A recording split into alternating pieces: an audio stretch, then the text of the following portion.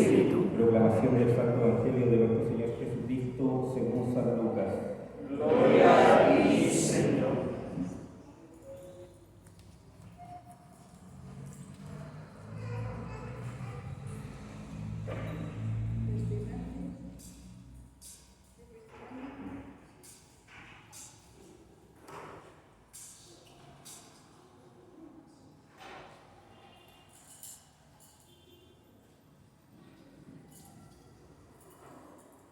Refiriéndose a algunos que se tenían por justos y despreciaban a los demás, Jesús dijo esta parábola. Dos hombres subieron al templo para orar. Uno era fariseo y el otro publicano. El fariseo de pie oraba así: Dios mío, te doy gracias porque no soy como los demás hombres, que son ladrones, injustos y adúlteros, ni tampoco como ese publicano. Ayuno 2 veces por semana y pago la 10ª parte de todas mis entradas. En cambio, el publicano, manteniéndose a distancia, no se animaba ni siquiera a levantar los ojos al cielo, sino que se golpeaba el pecho diciendo: Dios mío, ten piedad de mí, que soy un pecador. Les aseguro que este último volvió a su casa justificado, pero no el primero, porque todo el que se eleva será humillado, y el que se humilla será elevado. Palabra del Señor. Gloria a ti, Señor Jesús.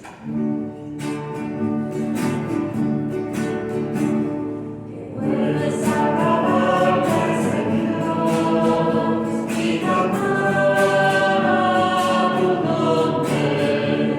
Que vuelves a alabarte al Señor y cantar tu nombre. Proclamar por la mañana tu misericordia, tu fidelidad cada noche. Proclamar por la mañana tu misericordia, tu fidelidad cada noche.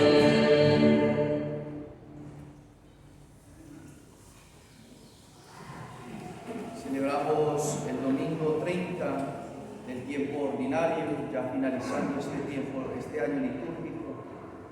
Y el Señor el domingo anterior pues nos invitaba a la oración permanente, nos invitaba a la oración permanente, a la oración frecuente. Veíamos cómo el domingo anterior el Señor nos inspiraba a meditar de que era verdaderamente necesario orar. Para el cristiano la oración debe ser un hábito y no una excepción, sino que debe ser lo más común de la vida. Así como comemos 3 días al día como mínimo, debemos orar como mínimo 3 veces al día. ¿Cuánto nos demoramos nosotros desayunando, almorzando, tomando las 11, media hora, 40 minutos? Qué bueno que al menos una comida espiritual de ese tiempo, 30 minutos, 40 minutos al día. El Señor nos invita a eso, a orar. Necesitamos orar, no solamente por el mundo entero, sino para que el Señor nos conceda un corazón humilde, como nos lo ha venido transmitiendo, exhortando el Señor a través de su palabra. La oración es necesaria, siempre y perseverante. Pero hoy el Señor, con una parábola, con otra parábola, nos invita también a la oración. 2 hombres suben al templo para orar. Van al templo a entregarle lo que ellos son a Dios. Pero dice San Agustín de que de estos 2 hombres solamente uno de los 2 oró verdaderamente, porque el otro lo que hizo fue orarse a sí mismo. Hoy el Señor en la lectura del Eclesiástico nos decía que la oración que más le agrada a Él o la que penetra las nubes, o la que penetra el corazón del Padre, es la oración humilde. La súplica del humilde atraviesa las nubes. O sea, lo que nosotros hoy debemos analizar es verdaderamente si somos humildes o no, y si queremos ser humildes o no, o si tenemos como tal esa virtud en nuestro corazón para vivirla permanentemente, la virtud de la humildad y sobre todo la virtud en la oración. Entonces el primer punto es que nosotros podamos orar a Dios, sí, siempre, pero de una manera humilde, porque nosotros podemos orar con Dios, pero de una manera arrogante, orgullosa, soberbia. ¿Y de qué manera se ora así? Pues lo muestra el Señor en la parábola. Dice el Señor: el fariseo de pie oraba así. O sea, ese gesto exterior, el orar de pie, ya manifiesta el Señor algo. O sea, quien no se pone de rodillas ante Dios, toda rodilla se doble en el cielo y en la tierra ante el nombre de Jesús. La oración requiere de que nosotros nos postremos ante Dios, pero una postración externa debe manifestar algo interno. Paréntesis: en el momento de la consagración en la Santa Eucaristía, en ese momento es el momento culmen de nuestro acto litúrgico. Y quien tiene la posibilidad de arrodillarse, o cuando estamos delante del Santísimo Sacramento expuesto, y tiene la posibilidad de arrodillarse y no lo hace, pues manifiesta ya algo interior. Otra cosa es que no lo puede hacer por salud, porque sus rodillas no las puede doblar, porque le duelen. Ya ahí no hay como tal ese motivo. Pero debe la persona manifestar algo interior, tiene que manifestar algo interior. Jesús se hace presente en el Santísimo Sacramento, y entonces si el Señor se hace presente en la Eucaristía, pues esa actitud interior me lleva a postrarme delante del Señor. Yo me postro ante Él, me rindo ante Él. Él es mi creador, yo soy su criatura. Y este fariseo se dirigió a Dios: Dios mío, te doy gracias, pero esas gracias eran no porque el Señor le concedió un don. Esas gracias no es porque Él reconoce que es nada, sino todo lo contrario. Esas gracias es porque Él dice: yo soy muy bueno, yo soy santo, yo soy perfecto, yo no soy como todos los demás hombres. O sea, mire el grado de arrogancia, el grado de soberbia cuando dice todos los hombres. O sea, ni siquiera dice algunos, por considerar que no conoce a todos, sino que ya de entrada dice todos los hombres son malos y yo soy el único bueno. Él se acercó al templo para justificar su justicia. Él se acercó al templo no para tener una relación con Dios como su creador, sino para quizá más adelante o en su misma oración justificarse de tal manera que Él termina siendo Dios. Y esa es la profundidad de la soberbia, que la soberbia nos lleva a hacernos más que Dios, o a estar a la altura de Dios. Y eso se puede transmitir incluso en la propia vida, cuando nosotros en la vida no consideramos a Dios, cuál es la voluntad de Dios, qué es lo que le gusta a Dios, qué es el querer de Dios, qué es lo que le agrada a Dios, sino que nosotros vivimos según nuestra voluntad. Podemos creer en Dios, pero en el fondo estamos actuando como si nosotros fuéramos nuestro Dios, nuestro Señor, si fuéramos Señor en nosotros.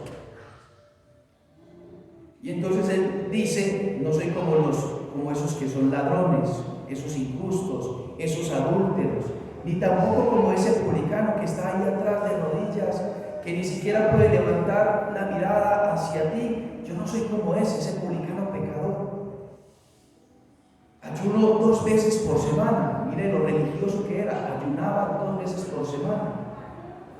Y no solamente eso, pagaba la 10ª parte de todas sus entradas, es decir, todas sus entradas, y el diezmo lo daba fielmente. Pero esas gracias las consideraba suyas.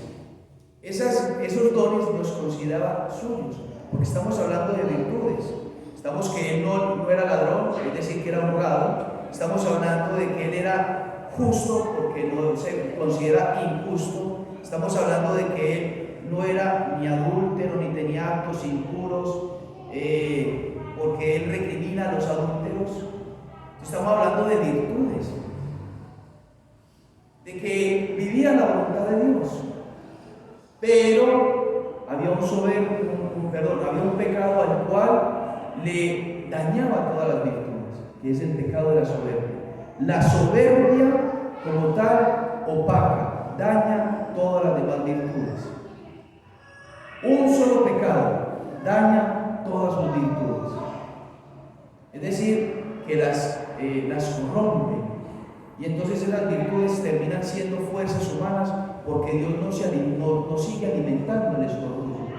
No va a seguir derramando su gracia para que Él siga atribuyéndose cosas que no son de Él. Entonces el Señor hoy nos invita a que nosotros nos analicemos, hagamos examen de conciencia y digamos si verdaderamente nosotros oramos humildemente, considerándonos pecadores necesitados de Dios, porque solamente ora aquel que se siente necesitado.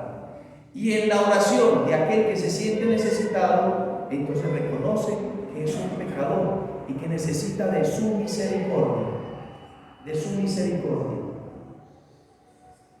Pero también podemos vivir a lo largo del día como si fuésemos nosotros Dios, porque el Señor ha revelado qué es lo bueno y qué es lo malo. Cuando el Señor habla aquí en este momento, los fariseos conocían cuál era la ley, tanto que eran 613 leyes y ellos la cumplían así radicalmente todas, o por lo menos trataban de cumplirlas, las conocían. Cuando el Señor se revela a Moisés, el pueblo de Israel conoció los 10 mandamientos, los conoció y sabía cuáles eran.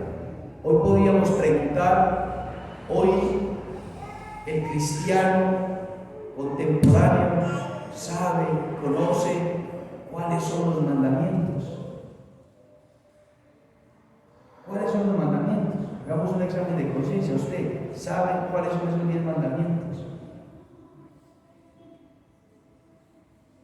Porque la persona dice, yo no robo, yo no mato, no le hago daño a nadie, o sea que yo soy muy bueno.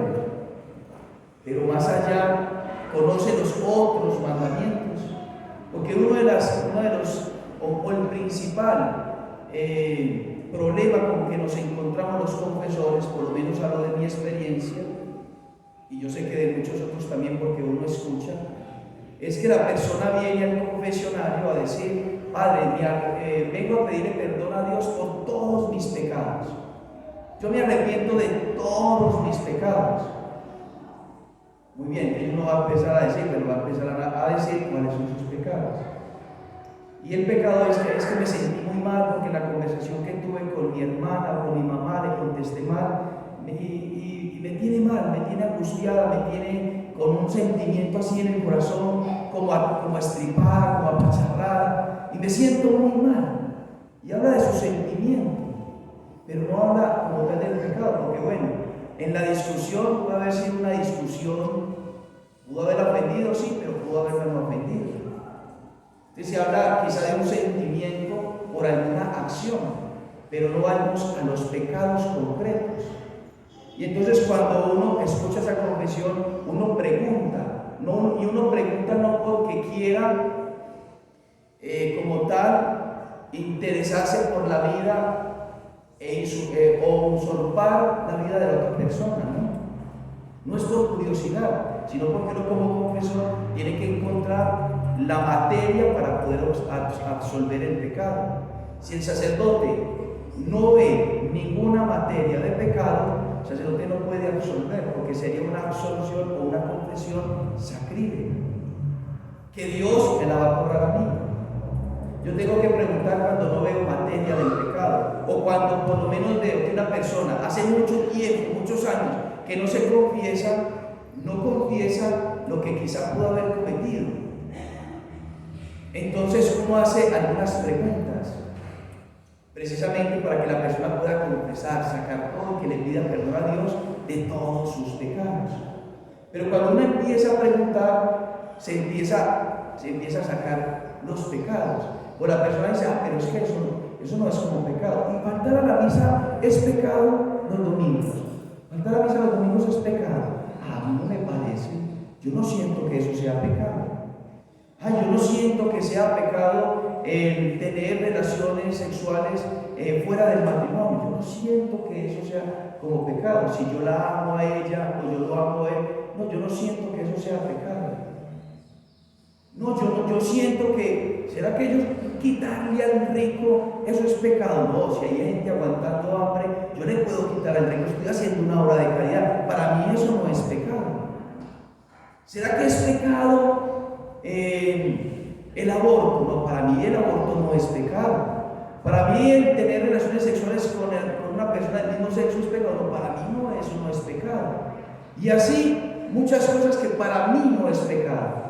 Entonces de entrada uno se encuentra con un obstáculo, porque la persona está pidiendo perdón simplemente de unas cosas pequeñas que se siente llamar interiormente, pero no está pensando en que el pecado verdaderamente es grave y que con el pecado se ofende a Dios y que con el pecado nos estamos haciendo daño.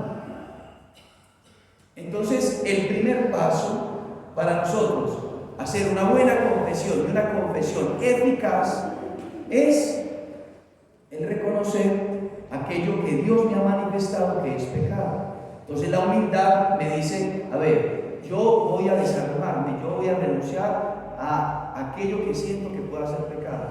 Voy a ver qué me dice Dios que es pecado, qué me dice el Señor que es pecado. Y si el Señor me dice que es pecado esto y que es pecado lo otro, entonces yo acepto que es pecado, humildemente. El problema es que no se conoce, estamos en un momento de ignorancia. Yo atrás he dejado un examen de conciencia, por ejemplo, que es bueno que ustedes lo tomen, se lo lleven a la casa y hagan un examen de conciencia y conocen de entrada qué es lo que nos enseña Jesús, qué es lo que nos enseña la iglesia, qué es lo que nos enseña el magisterio de la iglesia, las sagradas escrituras, de aquello que es pecado, para que conociendo que es pecado, nosotros reconozcamos y pidamos perdón, y entonces conociendo también evitemos hacer aquello que antes ignorábamos que era pecado. Pero tenemos que tener una conciencia formada, una conciencia recta. Entonces primero es de conocer qué es lo que el Señor me reveló a mí que es pecado, y conociendo eso que es pecado, entonces yo pido perdón. El humilde reconoce entonces la revelación de Dios y la acepta. Y como consecuencia, entonces yo detesto el pecado, empiezo a detestar el pecado. Ya no quiero seguir más en el pecado, porque si me ofende a Dios y si me hace daño a mí, entonces yo le voy a creer al Señor y voy a detestar completamente mi pecado, lo voy a aborrecer, lo voy a odiar completamente. Dios no odia el pecador. Dios odia el pecado. Entonces, si Dios no me odia a mí, pero odia mi pecado, yo tengo que amarme a mí, salir del pecado porque odio el pecado. Entonces, el segundo paso. Primer paso, reconocer aquello que es pecado. Segundo, entonces, salir de mi pecado porque lo detesto, porque lo aborrezco, porque le ofende a Dios. Y el tercero es entonces un arrepentimiento total. Un arrepentimiento. Con esto he ofendido a Dios, yo me arrepiento. Señor, perdóname, ten misericordia de mí, ten misericordia de mí, perdóname, Señor. Entonces se arrepiente de todos los pecados, y absolutamente de todos, porque hay personas también que acuden al sacramento de la confesión con dos errores. Primero, de que la persona puede que esté arrepentida de todos sus pecados menos de uno. Un pecado que de pronto le guste mucho, y entonces ese pecado no quiere renunciar a él y se arrepiente de todos, pero de ese no se quiere arrepentir, pero quiere que se le absuelva de todos los demás menos de ese. El sacerdote tampoco puede absorber así, porque la persona tiene que arrepentirse de todos los pecados, de todos, no quedarse con un solo, porque el que hace con un solo pecado pues es manifestar que no está tan arrepentido como tal. Entonces tiene que arrepentirse de todos sus pecados.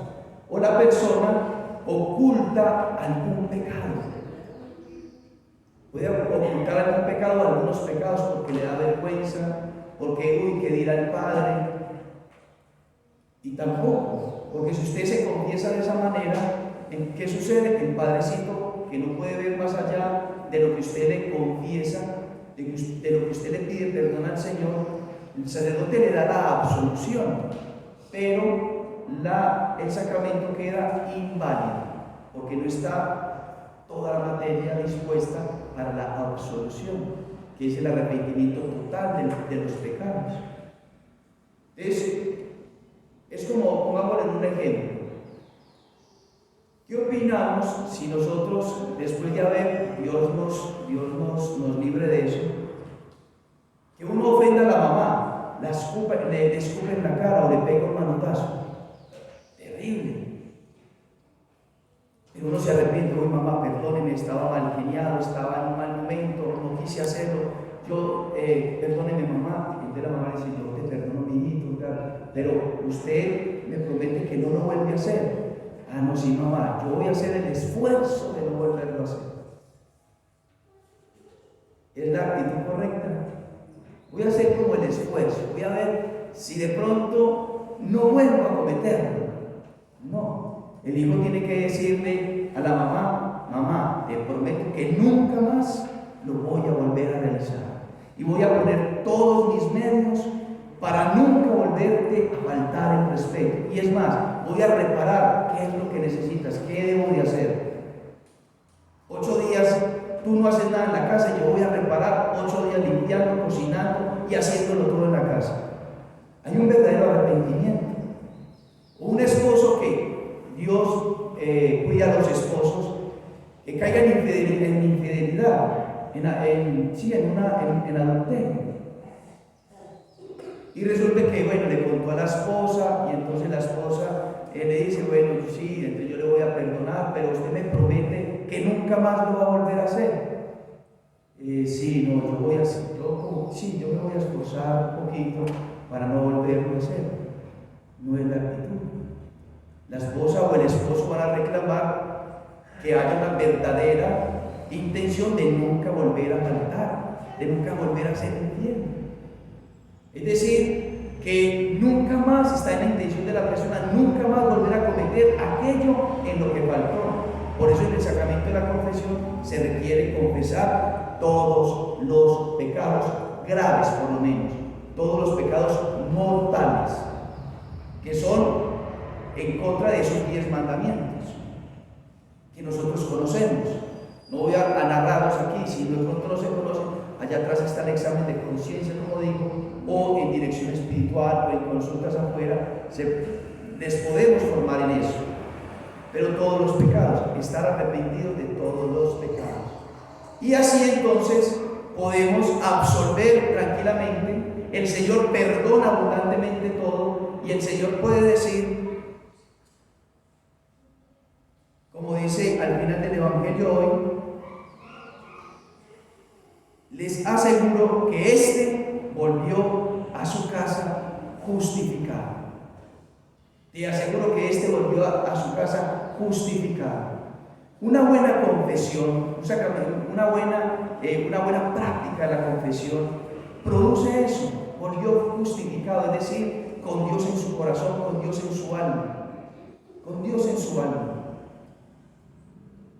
Entonces, y da un consuelo y una paz gigante en el corazón, produce verdaderamente gracia en el alma y en el corazón de las personas. Entonces hay que acceder en nuestra vida humildemente en la oración, y esa vida de oración humilde me produce también entonces la actitud correcta con el cual yo puedo entonces acercarme a Dios. Entonces ahora es revisarnos y mirar cuál es mi pecado al cual no he renunciado todavía. ¿Cuál es aquello que para mí puede que no sea tan grave, pero para Dios sí es grave? La borrachera, el alcoholismo, ¿en qué estoy creyendo? ¿Qué es esa práctica que realizo que no le agrada a Dios? Y que si yo sigo por ahí, me estoy haciendo señor de mí mismo, porque es no creerle a Dios, aquello que reveló, y decir, tú no me das la verdad, sino que yo soy el que digo que es verdad. ¿Qué es la verdad? ¿Qué es pecado y qué no es pecado? Y nos volvemos dioses de nosotros mismos. Entonces, el humilde reconoce interiormente: Señor, ten misericordia de mí. Yo quiero salir de este pecado, ayúdame. Te pido perdón, te prometo no volver a cometerlos. Y si de pronto es un pecado que no se puede salir así inmediatamente, orar insistentemente, arrodillarnos delante de la presencia de Dios y pedir humildemente la gracia para que el Señor nos conceda la posibilidad de estar justificados, estar reconciliados, estar con el alma limpia, pura, humilde, para poder acceder a ese misterio profundo de Dios. El alma justa, el alma justificada por el sacramento de la confesión, pues es un alma que entonces muere de esa manera y se va para el cielo. Una clave es que en cada confesión nosotros la realicemos como si fuera la última. ¿Cómo sería nuestra confesión hoy, por ejemplo, si nosotros recibiéramos la noticia: mañana moriremos? Mañana vamos a morir. ¿Cómo nos confesaríamos?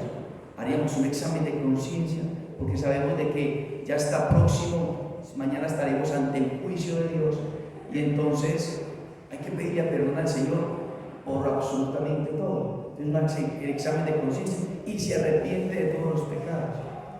El problema que quizá muchas veces cometemos es que pensamos de que vamos a vivir más, de que mañana vamos a estar vivos, de que la semana siguiente voy a poder volver a venir a misa, pero quizá no. Entonces, la sabiduría de tener presente las postrimerías, como dice el eclesiástico, de tener presente nuestra muerte, nos lleva a realizar siempre buenos actos y lindos actos de piedad, viviéndolos intensamente, porque lo que vale en la vida es mi relación con Dios y cuando me voy a encontrar con el Señor.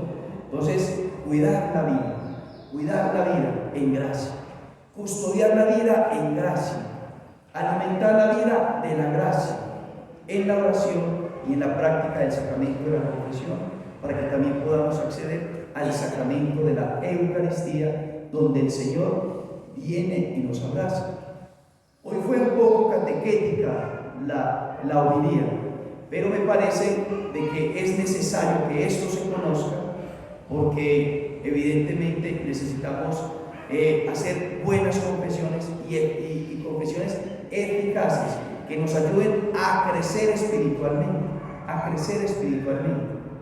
Entonces pidámosle a Nuestra Señora que nos dé la gracia, primero, de orar, que verdaderamente nosotros seamos personas de oración y que cuando acudamos a la oración oremos humildemente, buscando siempre hacer la voluntad de Dios.